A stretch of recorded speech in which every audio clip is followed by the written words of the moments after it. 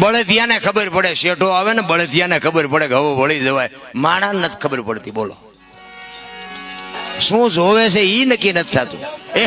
એક સુરદાસ હતો ને, સુરદાસ હાથમાં દીવો લઈને હેલો જતો, બે આંખે સુરદાસ હતો. કોક ડાયો માણા હામો મળ્યો, ઈ કહેલા તું તો સુરદાસ નથી? તો કે હા સુરદાસ છું. તને વર્તાય છે? તો કે ના. કે તો હું દીવો લઈને રખડસ? ઈ કે આંખો વાળા મારી નો ભટકાય, તેમાં ઈ મને ભટકીને પાડે છે.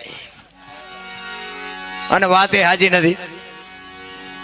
સુરદાસ નક્કી કર્યા વગર પગ ન મૂકે. આપણે ખાડમાં જઈ ત્યાં ખબર પડે કે ઊંડી હતી, હળવા મરો ને ક્યાં જવું છે. અરે બાબુ જીવવા જેવું આવ્યું છે. અત્યારે તમે જોવો તો છોકરા કાજુ બદામની વગેટ કરે. બોલો આપણને પાર્લરના વાંધા હતા.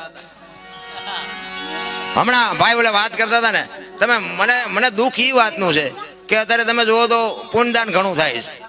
ભજન ને કથાયું ને માંડવા ને પ્રતિષ્ઠા ને મંદિર ને જમણવાર ને બધું થાય, પણ મને એમ થાય કે બગાડ કાં નથી ટકતો? વિચારવા જેવું તો છે ભલામણ.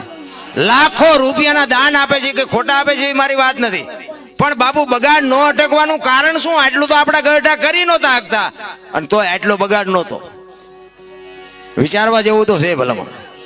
5-5 ગામ બાપુ એક હારે ધુમાડા બંધ જમતા હોય, કથા વાંચતા હોય, આખું ગામ હિલોળા કરતું હોય, આનંદ કરતું હોય, અને કોઈને બાપુ જો અસર ન થાય તો વાણી ખોટી છે એ કેમ કેવું?